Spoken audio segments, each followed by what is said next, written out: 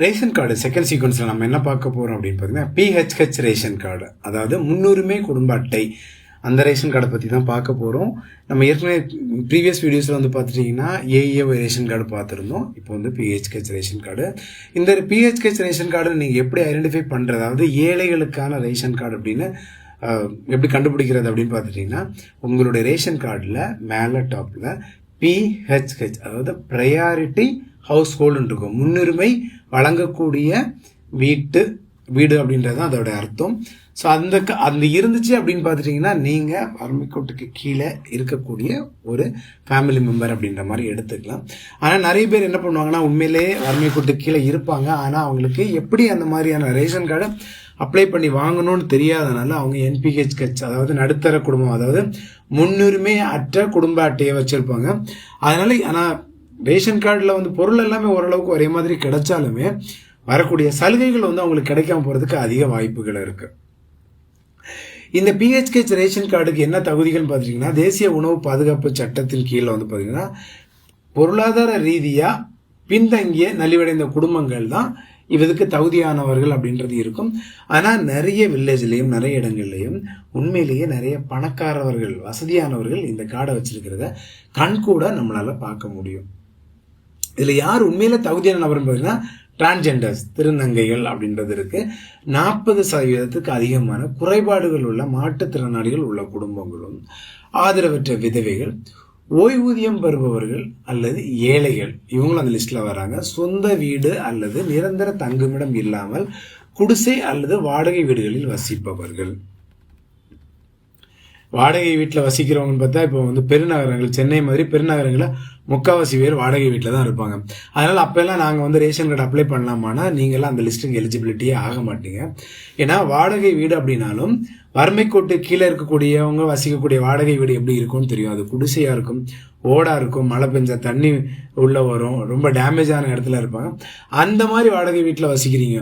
அதை விட்டுட்டு நான் 50,000 வாடகை கொடுத்து நான் வாடகை வீட்டில் தான் இருக்கிறேன், எனக்கு இந்த ரேஷன் கார்டு கிடைக்குமானா தயவு செய்து கிடைக்காது. அந்த மாதிரி திங்க் பண்ணாதீங்க. நீங்கள் சொன்னீங்களே வாடகை வீடுகளில் வசிப்பவர்கள் அப்படின்னு, ஏழைகள் இருக்கிறதுக்கு வழி இல்லை, இங்கேயோ ஒருத்தர் ஷெட்டு போட்டு கொடுத்துருக்காங்க, அதுக்கு 1000 வாடகை வசூலிக்கிறாங்கன்னா அந்த மக்கள் அங்கே இருப்பாங்க. அவங்களுக்கு போதிய சானிடேஷன் ஃபெசிலிட்டிஸ் கூட இருக்காது, சுகாதார அடிப்படை சுகாதார வசதிகள் கூட இல்லாத அந்த இடத்துல அவங்க வந்து வசிச்சுட்டு இருப்பாங்க. அவங்க தானே தவிர நீங்கள் வந்து அடுக்குமாடி குடியிருப்பில் வாடகைக்கு இருக்கிறோன்னு சொல்லிட்டு நீங்கள் அந்த லிஸ்ட்டு கேட்கக்கூடாது. தயவு செய்து மக்களே கோச்சிக்காதீங்க. வருமான வரம்பு எப்படி இருக்குன்னு பார்த்தீங்கன்னா, கிராமப்புற பகுதிகளாக இருந்தால் ஒரு ஒட்டுமொத்த குடும்பத்தினுடைய வருமானங்கள் பார்த்தீங்கன்னா அதிகபட்சமாக 1 லட்சத்துக்கு உள்ளாடி தான் இருக்கணும், 1 லட்சத்துக்கு மேலே இருக்கக்கூடாது அப்படின்ற மாதிரி சொல்கிறாங்க. அதே மாதிரி நகர்ப்புறமாக இருந்தால் 1 லட்சத்து ரூபாயிலேருந்து 1,50,000 ரூபாய்க்குள்ளே இருக்கலாம் அப்படின்ற மாதிரி வகைப்பாடு படுத்தியிருக்காங்க. ஆனால் பேசிக்காக வந்து பார்த்துட்டிங்கன்னா உங்களுக்கு ஒரு 75,000 ருபீஸ் அந்த மாதிரி உங்களுடைய ரேஷன் கார்டு, குடும்ப அட்டை, வருமான சான்றிதழ் இருந்துச்சுன்னா நீங்கள் இந்த லிஸ்ட்டுக்கு வந்து எலிஜிபிலிட்டி ஆகுறீங்க, தகுதியானவர்களாக மாறுறதுக்கான அதிக வாய்ப்புகள் இருக்குது. பொருட்கள் அளவு பொறுத்தளவுக்கு அரிசி வந்து ஒரு நபருக்கு 5 கிலோ வீதம், ஒரு கார்டுக்கு குறைந்தபட்சம் 12 கிலோ அரிசியும் அதிகபட்சமாக உங்களுக்கு 20 கிலோ அரிசியும் கொடுப்பாங்க. ஒரு குடும்பத்தில் வெறும் 2 பேர் இருக்கிறாங்கன்னா 12 கிலோ அரிசியும், அதிகபட்சம் 5 பேர் 10 பேர் இருந்தாலும் அதிகபட்சமாக உங்களுக்கு பார்த்துட்டிங்கன்னா 20 கிலோ தான் கொடுப்பாங்க. ஒரு குடும்பத்துக்கு 5 கிலோனா எங்கள் குடும்பத்தில் 50 பேர் இருக்கிறாங்க, அவ்வளோ கொடுக்க முடியுமான்னு கேட்டால் கொடுக்க மாட்டாங்க, சத்தியமாக கொடுக்க மாட்டாங்க. உங்களுக்கு அதிகபட்சமாக 20 கிலோ தான் கிடைக்கும். சர்க்கரை பொறுத்தளவுக்கு ஒரு நபருக்கு 500 கிராம், இது ஏற்கனவே நம்ம பார்த்த மாதிரி ப்ரீவியஸ் வீடியோஸ் பார்த்த மாதிரி அதே தான். கோதுமை பொறுத்தளவுக்கு அங்கே இருக்கக்கூடிய ஸ்டாக்ஸை பொறுத்தளவு மாதிரி கொஞ்சம் டிஃபரெண்ட் ஆகிறதுக்கு வாய்ப்பு இருக்குது. உங்களுக்கு 5 கிலோலேருந்து 10 கிலோ வரைக்கும் கொடுக்கறதுக்கு வாய்ப்புகள் இருக்குது. ஆனால் பெரும்பாலும் வந்து உங்களுக்கு 5 கிலோ 10 கிலோலாம் கொடுக்க மாட்டாங்க. ஒரு 3 கிலோ 2 கிலோ கொடுப்பாங்க, சில நேரங்களில் 5 கிலோ கிடைக்கும். டிமாண்ட் பண்ணி அரிசி வேணான்னு கேட்டுட்டீங்க அப்படின்னா சில நேரங்களில் 10 கிலோ கிடைக்கிறதுக்கு வாய்ப்புகள் இருக்குது, அதுவும் அவங்கள்ட்ட ஸ்டாக் நிறைய இருந்துச்சுன்னா. இதர பொருட்கள் பொறுத்தளவுக்கு துவரம்பருப்பு, பாமாயில் வந்து ஒரே மாதிரி உங்களுக்கு பழைய ப்ரீவியஸ் வீடியோவில் பார்த்த மாதிரி கொடுத்துருவாங்க. இருந்தாலும் கடையில் விற்கக்கூடிய பொருட்கள் இருக்குல்ல, சோப்பு, சீப்பு, கண்ணாடி, கடலை அப்படின்ற மாதிரி இருக்குல்ல, பச்சைப்பயிறு, பாசிப்பயிறு, இது எல்லாமே வந்து நீங்கள் வாங்கணும்னு கட்டாயம் கிடையாது. ஒருவேளை உங்களை வாங்கணும்னு கம்பல் பண்ணாங்கன்னா வட்ட வழங்கல் அலுவலகம் இல்லைன்னா மாவட்ட வழங்கல் அலுவலகத்துக்கு நீங்கள் தாராளமாக புகார் அளிக்கலாம். விண்ணப்பிக்கும் முறை நம்ம ப்ரீவியஸ் வீடியோஸ் சொன்ன மாதிரி தான். நீங்கள் விண்ணப்பிக்கும் முறை வந்து உங்களுக்கு இதே மெத்தட் தான்.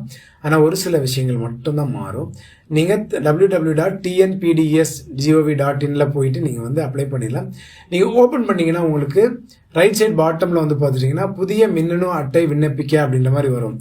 அதில் நீங்கள் புதிய குடும்ப அட்டைக்கு நீங்கள் அப்ளை பண்ணும்போது புதிய மின்னணு அட்டை விண்ணப்பித்தல் அதில் போய் நீங்கள் வந்து பார்த்துக்கணும்.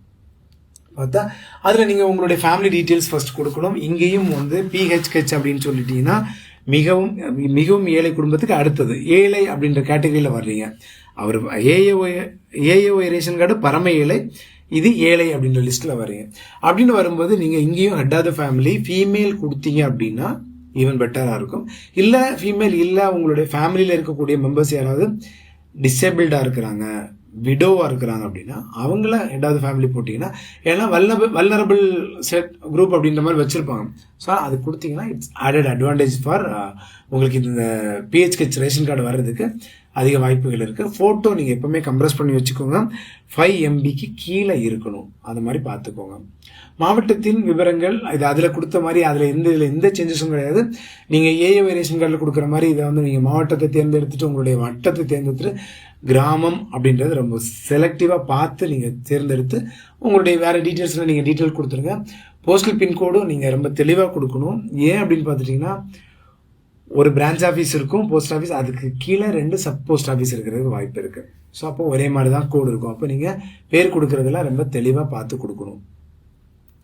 அடுத்த குடும்ப உறுப்பினர்கள், நீங்கள் உங்கள் குடும்பத்தில் எத்தனை பேர் நீங்கள் ஆட் பண்ணணும்னு ஆசைப்படுறீங்களோ அவங்கள எல்லாரும் நீங்கள் ஆட் பண்ணுங்கள். யார் யார் பேரில் ஆட் பண்ணியிருக்கீங்களோ அவங்களுடைய ஆதார் கார்டு நீங்கள் இதில் அட்டாச் பண்ணணும். சூஸ் ஃபைல் இருக்கும்ல, அதில் அட்டாச் பண்ணணும். அப்புறம் அட்டை தேர்வு நீங்கள் வந்து கரெக்டாக அரிசி அட்டை நீங்கள் தேர்வு செஞ்சிருவீங்க. குடும்ப அட்டையை வந்து தேர்வு செய்யும்போது கவனமாக இருக்க வேண்டிய அரிசி அட்டை தான், ரைஸ் கார்டு அப்படின்றத நீங்கள் தேர்வு செஞ்சிருவீங்க. அதில் உள்ள போயிட்டுச்சுன்னா, ஏன்னா ஏஏஒய் ரேஷன் கார்டும் ரைஸ் அட்டை தான், PHH ரேஷன் கார்டும் ரைஸ் அட்டை தான், NPHH ரேஷன் கார்டும் ரைஸ் அட்டை தான். அப்போது அங்கே உள்ளே போய் கேட்டகரைஸ் பண்ணும்போது உங்களோட இன்கம் சர்டிஃபிகேட்டு தான் வேலை செய்யும். உங்களுடைய ரெசிடென்சியல் அட்ரஸ் வந்து ரொம்ப ரொம்ப முக்கியமான. ஒருத்தர் வந்து தனி குடித்தனம் இருக்கிறாங்க அப்படின்றா மட்டும்தான் அவங்க வந்து ரேஷன் கார்டு அவங்களுக்கு கொடுப்பாங்க. அப்படின்னு இருக்கும்போது நீங்கள் இருக்கக்கூடிய ரெசிடென்சியல் ப்ரூஃப் இருக்கு இல்லையா, உங்களுடைய ஆதார் கார்டாக இருக்கலாம், EB பில்லாக இருக்கலாம், பேங்க் பாஸ்புக்காக இருக்கலாம், இல்லைன்னா கேஸ் பில்லாக இருக்கலாம், இல்லைன்னா உங்கள் வீடு டேக்ஸ் சொத்து வரி கட்டினதாக இருக்கலாம். ஸோ இதெல்லாம் ஏதாவது ஒன்று நீங்கள் வந்து அதில் ஒன்று செலக்டிங் ஒன்று கேட்கலாம், நோ ப்ராப்ளம், நீங்கள் அதை கொடுங்க. ஆனால் சூஸ் ஃபைல்ஸை நீங்கள் அட்டாச் பண்ணும்போது உங்களுடைய ஆதார் கார்டு, உங்களுடைய EB பில்லு, உங்களுடைய கேஸ் பில், இது 3ஐயும் அட்டாச் பண்ணுங்கள். கேஸ் பில் இல்லை அப்படின்னா, உங்களுக்கு கேஸ் இல்லை அப்படின்னு சொல்லிட்டு லோக்கலில் உங்களுடைய ஊராட்சி மன்ற தலைவர் இல்லைன்னா வில்லேஜ் ஆஃபீஸர்கிட்ட நாங்கள் விறகடுப்பு தான் பயன்படுத்துகிறோம் அப்படின்னு ஒரு லெட்டரை வாங்கி அதையும் சேர்த்து ஆட் பண்ணுங்கள். அது உங்களுக்கு ஒரு ஆடட் அட்வான்டேஜாக இருக்கும். அதே டைமில் உங்களுக்கு இந்த ரேஷன் கார்டு ரிஜெக்ட் ஆகாமல் உங்களுக்கு வர்றதுக்கான அதிக வாய்ப்புகள் இருக்குது. சான்றுகளை பதிவேற்றம் பண்ணுறது இருக்கு இல்லையா. ஸோ இதில் வந்துட்டு உங்களுடைய அட்ரஸ் ப்ரூஃப் என்னென்ன இருக்கோ அது வந்து நான் சொன்னேன் இல்லையா, ஆதார் கார்டு, அது உங்களுடைய ஐடி ப்ரூஃப்க்கு. அட்ரஸ் ப்ரூஃப்க்கு நீங்கள் ஒரு வேளை சொந்த வீடாக இருந்தீங்கன்னா ஹவுஸ் டேக்ஸ் ரெசிப்ட் வைங்க, கூடவே கேஸ் பில் வைங்க. இப்போ ரொம்ப ஜாஸ்தியாக ரிஜெக்ஷன் வர்றதுனால கேஸ் பில் நீங்கள் இணைக்கல, அதனால ரிஜெக்ட் பண்ணுறோன்னு தாராளமாக போட்டு விட்ருவாங்க. இல்லை கேஸ் பில் இல்லை அப்படின்னா நான் உங்களுக்கு சொன்ன மாதிரி நீங்கள் யாராவது ஒரு நபர்கிட்ட கையெழுத்து வாங்கி விறகடுப்பு தான் பயன்படுத்துகிறோன்னு நீங்கள் வச்சுருங்க. வருமான சான்று இதை வந்து நீங்கள் கட்டாயம் இணைக்கணும். ஏன் இணைக்கணும் அப்படின்னு பார்த்துட்டிங்கன்னா, நீங்கள் வறுமை கோட்டுக்கு கீழே இருக்கிறீங்க, உங்களுடைய ஆண்டு வருமானம் 75,000 ரூபாயிலேருந்து 85,000 ரூபா தான் இருக்குது அப்படின்றத நீங்கள் காமிச்சிங்க அப்படின்னா நீங்கள் ஃபஸ்ட் ப்ரையாரிட்டிஸ் வருவோம். ஃபார் எக்ஸாம்பிள் நீங்கள் 1 லட்சம் வரைக்கும் சொன்னீங்களா சார்னு கேட்கலாம். இப்போ ஒருத்தருக்கு இன்றைக்கி இந்த கேட்டகரியில் வந்துட்டு 50 பேருக்கு தான் வந்துட்டு PHH கார்டு கொடுக்கறதுக்கு எலிஜிபிலிட்டி இருக்கிறாங்க. அங்கே 100 பேர் இருக்கிறாங்க அப்படின்ற பட்சத்தில் ஃபர்ஸ்ட் ப்ரையாரிட்டிஸ் யாருன்னா, யார் கம்மியாக இன்கம் சர்டிஃபிகேட் போட்டு வாங்கியிருக்காங்களோ அதுவும் ஒரு கேட்டகரியாக எடுத்துக்கோங்க. ஃபீல்டு இன்ஸ்பெக்ஷன் வருவாங்க.